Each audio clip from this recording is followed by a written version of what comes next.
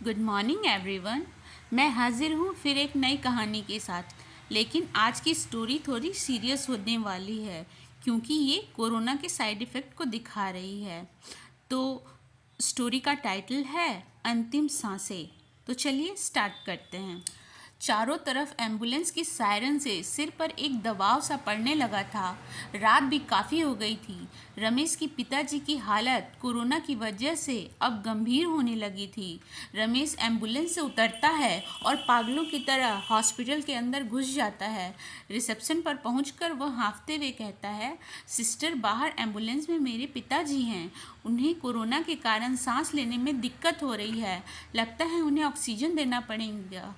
आप उन्हें हॉस्पिटल में एडमिट कर लीजिए। रिसेप्शन पर बैठी सिस्टर का जवाब आता है, ठीक है हम भर्ती ले लेंगे। ये लीजिए फॉर्म और 3 लाख रुपए रिसेप्शन पर जमा कर दीजिए, उसके बाद ही हम इलाज चालू कर पाएंगे। रमेश कुछ देर वहीं खड़ा रहता है और थोड़ी देर बाद वह हॉस्पिटल से बाहर निकल कर चला आता है। वह मन ही मन सोचने लगता है कि वह अब कहाँ जाए। सिलीगुड़ी के तो सरकारी हॉस्पिटल में कोई बेड खाली नहीं है और ऑक्सीजन सिलेंडर भी नहीं मिल रही है। एम्बुलेंस में जो ऑक्सीजन की सिलेंडर थी वह भी खाली हो गई।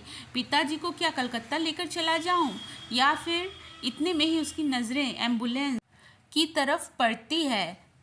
पिताजी पिताजी चीखता हुआ वह हॉस्पिटल से एम्बुलेंस की तरफ आता है। उसके पिताजी के मुंह से झाग निकलने लगता है। उसे समझ नहीं आ रहा था कि वह क्या करे। वह दोबारा हॉस्पिटल के अंदर जाता है और डॉक्टरों से विनती करने लगता है, कोई तो बचा लो मेरे पिताजी को। लेकिन उसकी विनती को सुनने वाला वहाँ कोई न था। उन पर उसकी विनती का कोई असर नहीं हुआ। उसकी अंतिम कोशिश भी विफल हो जाती है। वह सत्ता और व्यवस्था के इस आर्थिक षड्यंत्र को देखकर लड़खड़ाते हुए बाहर एम्बुलेंस के पास आता है और अपने पिताजी को हाथ को पकड़कर कहता है, मैं हार गया पिताजी।